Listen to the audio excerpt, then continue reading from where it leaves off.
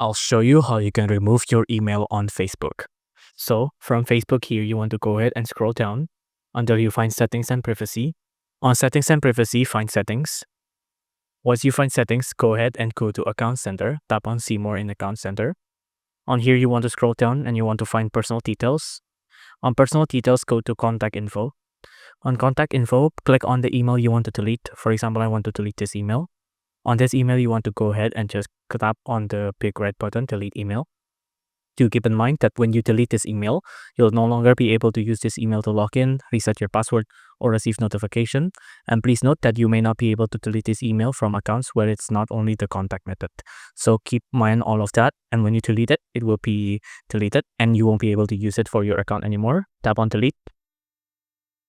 Once that's done, give it a couple of seconds to load in. And then you can see you've deleted your previous email. Tap on Close. And then that's it. Your email are deleted.